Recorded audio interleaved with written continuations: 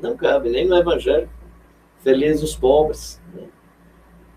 Felizes os pobres de espírito, porque deles é o reino dos céus. No mundo tereis aflições, mas tende bom ânimo. Eu venci o mundo. Vencer o mundo não é vencer o outro, é vencer as maldades dentro de mim. E por aí vai. Não é? O pão nosso de cada dia dá-nos hoje, que é uma premissa contra a acumulação de bens. É o pão só de cada dia, não é o pão de todos os dias. Então nem cabe neurolinguística da confissão positiva e nem cabe a ideologia, não é nem teologia da prosperidade, que não dá para você fazer uma teologia sobre prosperidade, não é? Porque uma teologia, para ser bem construída, ela tem que vir de todo o texto, né? Toda a fundamentação bíblica e, claro, é o meu caso, assim, prioritariamente é a partir dos narradores do Evangelho, né? E aí você não consegue, nas narrativas, especialmente dos 4 evangelistas, você construir uma teoria de prosperidade, né? Para o servo de Deus, a vida é próspera porque ele é visitado pela vida, não é visitado pelos bens. Ele precisa ter um mínimo, é um erro que eu cometo, quando eu digo um equívoco, é uma falha que eu tenho no livro Ser o Bastante, eu lamento, eu não fiz um capítulo antes sobre, o livro é Ser é o Bastante, mas não dá para ser sem ter corpo, não dá para ser sem ter uma manifestação física, não dá para ser sem ter uma moradia digna. Então, o mínimo, nem que seja, as raposas têm seus covis, as aves dos céus têm ninho, mas o filho do homem não tem onde reclinar a cabeça. E segundo o poeta Joia Júnior, tudo que ele fazia e pedia era emprestado. O jumento era emprestado, a manjedoura era emprestado, tudo era emprestado, né?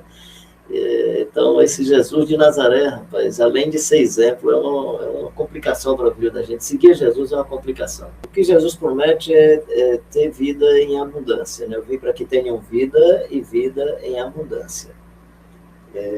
O Salmo 23, para mim, fala do que é uma vida abundante. Eu não sou bom de inglês não, viu, gente? Mas, assim, tem uma tradução em inglês que eu acho muito bacana, que é The Lord is my shepherd, I shall lack nothing. Deus é o meu pastor e por isso eu não sinto falta de nada.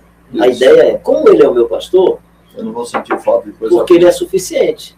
Então, primeiro assim, o que é uma vida plena? Uma vida cheia de Deus, que se sente suficientemente satisfeito, né? Como ele cuida, para que está tudo bem, né? Então, assim, eu acho isso muito bacana. A questão das declarações positivas, se ela vai fazer bem emocionalmente, algumas pessoas vão ser mais firmes, emocionalmente eu acho que é tranquilo. O problema é quando você cria ilusão. Eu tive situações de estar no funeral da pessoa que teve dificuldade da família aceitar o sepultamento porque a pessoa ia ressuscitar.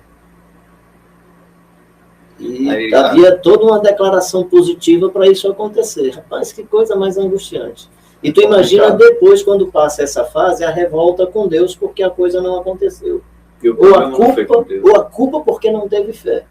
Então, o que me preocupa nas declarações positivas não é simplesmente essa onda de neurolinguística, de fazer, vai acontecer porque o declarando acontece. Você imagina, se declarasse acontecer, isso era um cara muito... Eu ia declarar um bocado de coisa boa para mim, um bocado de coisa positiva, né? Mas esse pessoal que trabalha com as empresas religiosas da fé, eles são treinados a isso. Alguns fazem conscientemente, eu acho que alguns não. Eu acho que alguns fazem por ingenuidade, mas eu acho que alguns fazem de maneira maliciosa, porque acham que não fazendo assim, eles não vão tirar proveito. Eles vão garantir mais clientes usando esse tipo de discurso. Mas o Evangelho diz, se alguém quer vir após mim, negue-se a si mesmo, tome a sua cadeira elétrica e siga-me. Porque a cruz, na época, era cadeira elétrica. A cruz hoje é um símbolo religioso, mas era... Então, assim, o que é que há de positivo nisso?